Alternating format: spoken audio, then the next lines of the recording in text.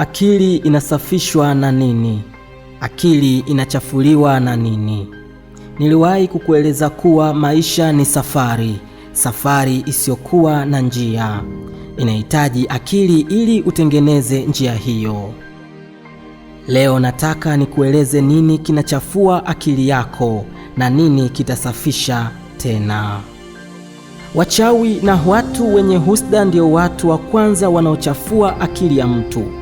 Wana maarifa, sayansi na teknolojia za siri wanazozijua wao wenyewe, na mara nyingi wanazifanya gizani. Wanatumia maarifa hayo kuchafua akili za mtu, tena hasa wakishaona una akili.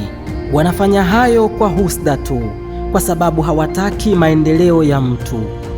Wanajua wakikuacha na akili yako utaweza kutengeneza njia yako. Ukifanikiwa kutengeneza njia yako utapata mafanikio makubwa. Kicheko na furaha itatawala juu yako. Akili ikiwa na mambo mengi inachoka na kushindwa kufanya kazi vizuri. Akili ikiwa haina mambo mengi inafanya kazi vizuri. Unawekewa mzigo mzito kichwani. Akili inaanza kulodi kwa muda mrefu. Hufikirii vizuri tena, haufanyi maamuzi mazuri tena. Unaanza kuwaza wanawake kama wewe ni mwanaume. Unaanza kuwaza wanaume kama wewe ni mwanamke. Uasherati na uzinzi unakuwa ni sehemu ya maisha yako. Masturbation inakuwa chakula chako.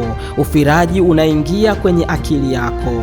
Unawaza bata asubuhi mpaka asubuhi tena. Unaona kawaida, kumbe umepoteza njia yako. Waliokufanyia hayo wanafurahi, wanasherehekea usiku kwa kula nyama za watu na waini ya damu.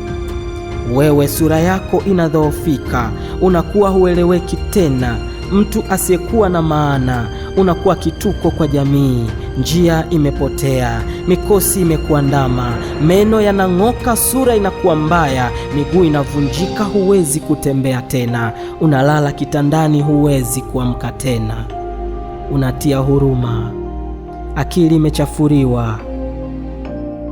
Usijali. Kama zilivyokuwa njia za kuchafua akili yako, zipo pia njia za kusafisha akili yako. Kesho nitakueleza jinsi ya kusafisha akili yako. Bwana Yesu asifiwe. Assalamu alaikum. Naitwa Dastan Dili.